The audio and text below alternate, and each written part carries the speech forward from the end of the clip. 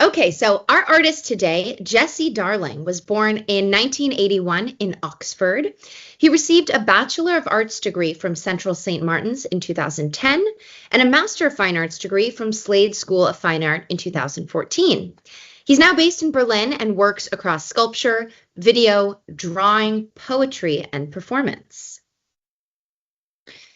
Darling considers how bodily subjects are initially formed and continuously reformed through socio-political influences. So here we can see his use of metal, glass, paper, and plants featured in these unique ways to tell different stories. He often features consumer goods, construction materials, fictional characters, and mythical symbols, and kind of recontextualizes these objects to reveal their precarity. Barbed wire frames the entryway to a gallery space where anthropomorphized crowd control fences stampede across the floor and climb the walls. This is that same gallery room, and we can see binders of so-called important files are filled with heavy cement as a commentary on bureaucracy. Here's a wider angle of that gallery room.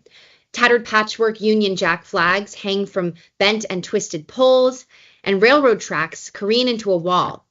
Unsettling props like crutches and chunks of concrete are also placed throughout the room. And this piece really shows British society in disarray, exploring themes of power and exclusion.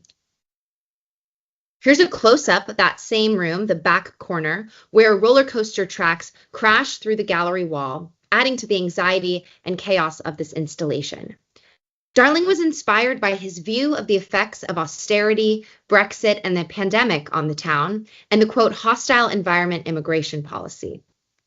Darling won the Turner Prize for this installation in 2023. The Turner Prize, named after the English painter J.M.W. Turner, which is an artist that we've featured in a previous art talk, is an annual prize presented to a British visual artist each year. Darling uses everyday objects in context to express certain truths. These dressed-up sledgehammers will invoke different meanings based on how the viewer interprets the piece. The thing that stands out to me the most in this piece is actually the leg of the cabinet that is displaying and holding all of this up. So the leg broke off and was bandaged and grafted with a raw branch of wood. But I find it particularly interesting that Darling chose a raw branch instead of grafting another cabinet leg. Here's a porcelain shelf with doll body parts stacked on top. And it begs the question, why are they without legs? Why are they strewn about in an unorganized fashion? I'm not really sure of the answer, but I think that's kind of the point. Darling uses these objects to tell stories. In an interview with him for Bomb magazine, he says, quote, "That's what objects are, citations. You borrow these signifiers from the world, and I try to use them like that, like common terms and known idioms. As a matter of principle and necessity, I never wanted to work with anything expensive."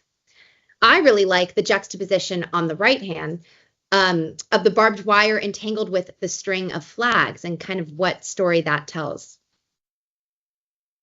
His avant-garde style is polarizing among critics and viewers, but he just won the Turner Prize last year, so the world is waiting to see what he does next. Thank you.